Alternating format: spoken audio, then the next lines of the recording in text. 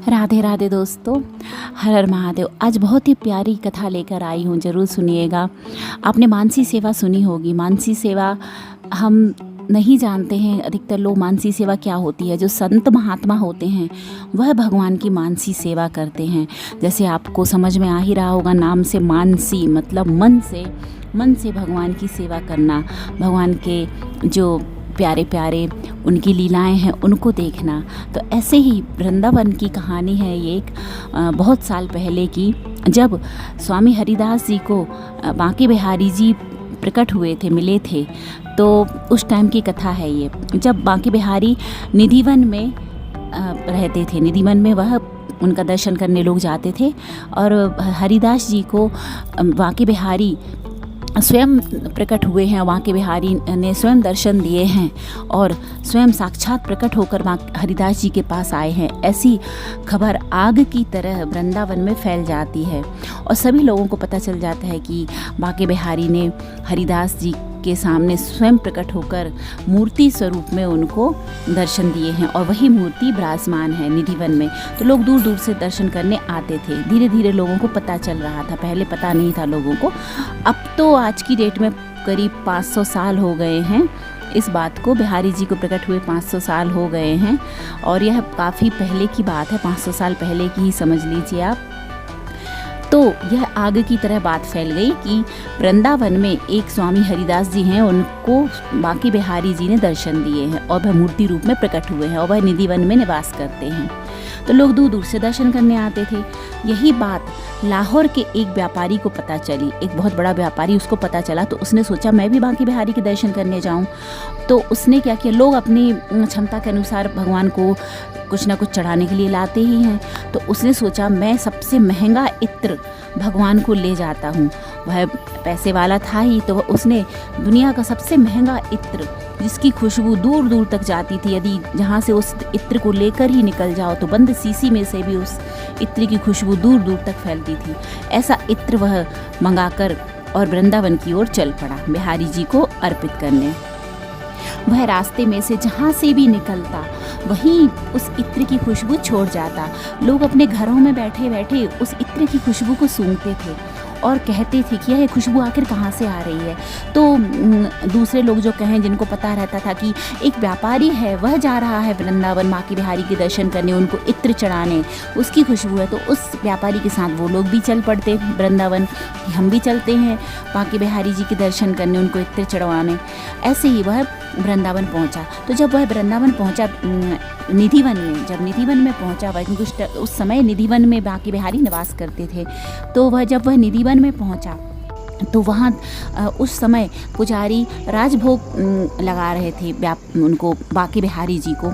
तो उनको राजभोग लग रहा था, तो दर्शन नहीं हो रहे थे, सबको दर्शन बंद थे कुछ देर के लिए। तो पुजारियों ने कहा उससे, व्यापारी से, कि तुम जाओ और तुम यमुना नदी के किनारे स्वामी हरिदास जी मानसी सेवा में हैं, तो आप उनके दर्शन करके आइए, तब तक भगवान के पट खुल जाएंगे।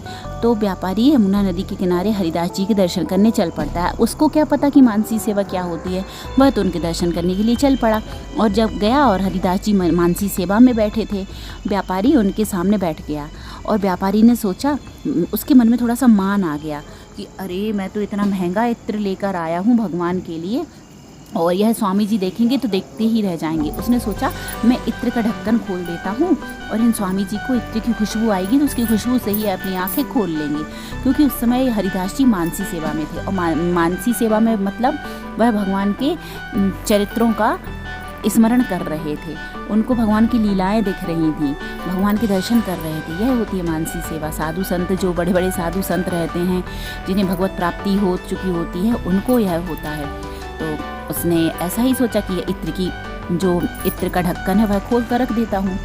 बिहारी जी हरिदास जी आंखें बंद किए हुए अजीब सी हरकतें कर रहे थे। कभी मुस्कुराते, कभी आंखें सिकोड़ते, कभी हिलते डुलते, क्योंकि वह मानसी सेवा में थे। व्यापारी ने क्या किया, इत्र की शीशी का ढक्कन खोला और रख दिया। तभी हरिदास जी ने अजीब सी हरकत की। वह थोड़े सा उनके शरीर में कंपन हुआ, हिले डुले हुआ, और वह अपना हाथ चारों तरफ अपने टटोलने लगे कुछ, और उनका हाथ उस सोने के पात्र पर गया जिसमें इत्र रखा हुआ था। व्यापारी जो इत्र लाया था ना, वह सोने के पात्र में लाया था। सोचिए, इतना महंगा इत्र और इतना महंगा पात्र सोने का। तो हरिदास जी का हाथ उस इत्र के ऊपर गया। उन्होंने सोने के पात्र समेत उस इत्र को उठाकर यमुना नदी में फेंक दिया।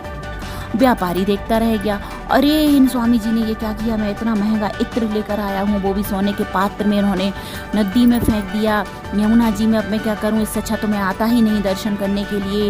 इतने पैसे मैंने इत्र में लगाए, सोने के पात्र में लगाए, इतना मैं अपने घर में लगा था काम में, तो मुझे सफलता मिलती, मेरे काम में आता। अब मैं कभी वृंदावन नहीं आऊँगा, मैं नहीं आऊँगा दर्शन करने, मैं तो चला जाता हूँ यहाँ से। भगवान को तो चढ़ नहीं पाया, कहाँ के कौन से बांके बिहारी आ गए हैं ऐसे, उनको इत्र भी नहीं चढ़ा पाया, और इन स्वामी जी कैसे हैं, इन्होंने यमुना नदी में फेंक दिया। वह ये सब सोचने लगा। उसने सोचा अब मैं चला जाता हूँ, लेकिन तभी हरिदास जी ने आंखें खोल ली। और स्वामी हरिदास जी ने आंखें खोली तो उन्होंने देखा कि उनके सामने वह व्यापारी बैठा है। तो उन्होंने उससे पूछा, सीधा उन्होंने एक ही प्रश्न पूछा, बांके बिहारी के दर्शन कर लिए? तो उसने कहा मन से कोड़ते हुए कि अब इनको क्या बताऊं, मन में सोच रहा था। फिर उनसे बोला कि नहीं अभी नहीं किया, वहाँ राजभोग लग रहा था। तो हरिदास जी ने कहा जाओ जाओ जल्दी जाओ, पट खुल गए हैं, पहले बिहारी जी के दर्शन करके आओ। तो वो उठा और उसने सोचा कि अब इतने सारे लोग यहाँ बैठे हैं, इनके शिष्य बैठे हैं, संत महात्मा बैठे हैं, इन सब के सामने अब इनसे क्या कहूँ कि इन्होंने क्या किया है। अब ठीक है, मैं तो कभी वृंदावन नहीं आऊँगा, मैं तो चाहता हूँ बांके बिहारी के दर्शन करके वहीं के वहीं लौट जाता हूँ, और इनके पास लौट कर तो मैं बिल्कुल नहीं आऊँगा और ना कभी वृंदावन आऊँगा। ऐसा सोचकर वह उठा और बांके बिहारी के दर्शन करने चल दिया। वह ज्यों ही निधिवन में पहुँचा, आप जानते हैं क्या हुआ? निधिवन में पहुँचते ही चारों तरफ उसी इत्र की खुशबू, वहाँ की वृक्षों लताओं कुंजों में उसी की खुशबू, निधिवन में चारों तरफ। उसने देखा जब बिहारी जी के दर्शन करने गया तो बिहारी जी के कपड़ों में से, बिहारी जी के सिर से लेके पैर तक वह इत्र से निचुड़ रहे थे बिहारी जी। वह जो इत्र है यमुना नदी में फेंका गया था स्वामी हरिदास जी के द्वारा, वह बिहारी जी को चढ़ चुका था, वहाँ की वृक्षों लताओं को चढ़ चुका था।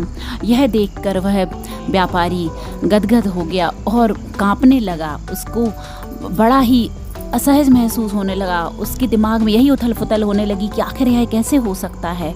वह पागल सा होने लगा। वह दौड़ा दौड़ा हरिदास जी के पास गया बिहारी जी के दर्शन करके, और फिर हरिदास जी को प्रणाम करके बोला, महात्मा यह कैसे हुआ? आपने तो मेरा इत्र यमुना नदी में फेंक दिया था, वह बिहारी जी को कैसे चढ़ गया? वहाँ खुशबू कैसे आ रही है? आप मुझे कृपया करके इसका जवाब दीजिए, नहीं तो मैं पागल हो जाऊँगा। और तो बिहारी जी ने कहा ये मैं मानसी सेवा में था, यह मानसी सेवा से हुआ है। तो उसने कहा यह मानसी सेवा क्या होती है, आप मुझे बताइए। संत महात्मा किसी को कभी नहीं बताते हैं कि मानसी सेवा क्या होती है, लेकिन उस व्यापारी की व्याकुलता देखकर, उसकी हालत देखकर हरिदास जी ने उसको तब बताया और सुनाया। हरिदास जी ने कहा कि जब तुमने वो इत्र रखा मेरे पास तो मैं मानसी सेवा में था, और तब उस समय राधा जी और कृष्ण जी, बिहारी जी और राधा जी होली खेल रहे थे। तो बिहारी जी ने राधा जी पर पिचकारी चला दी, और राधा जी ने फिर कहा कि ऐसा कोई रंग लेकर आओ जो मैं इस कारे को और कारा कर दूं लगा के, कभी ना छूटे इसके ऊपर से। तो तभी मुझे इत्र की खुशबू आई। इत्र रखा था, मैंने इत्र दे दिया उनको, तो राधा जी ने उनको इत्र फेंक दिया उनके ऊपर, और बिहारी जी के पास से खुशबू ही खुशबू, उस इत्र की खुशबू में ऐसे नहा गए कि वो छूटेगी नहीं कभी। ऐसा ये होती है मानसी सेवा। मतलब मानसी सेवा से वह इत्र डायरेक्ट सीधा बिहारी जी को चढ़ा दिया हरिदास जी ने। यह सुनकर वह गदगद हो गया व्यापारी, और अपने सोचने पर जो है सोच रहा था कि कौन से बिहारी जी कैसे हरिदास जी है, सब सोचकर वह बड़ा ही अपने आप को असहज महसूस करने लगा, और उसने क्षमा मांगी। और ये होती है मानसी सेवा। तो आप भी मन से भगवान की सेवा अवश्य किया कीजिए, दिल से भगवान को मानिए, नाम जाप कीजिए और भगवान के दर्शन कीजिए। राधे राधे। कथा अच्छी लगी हो तो ऐसे हैं हमारे बिहारी जी के दर्शन करने ज़रूर जाइएगा वृंदावन, यदि अभी तक आप नहीं गए हैं। भगवान सबकी रक्षा करे, सभी को वृंदावन बुलाएं। राधे राधे।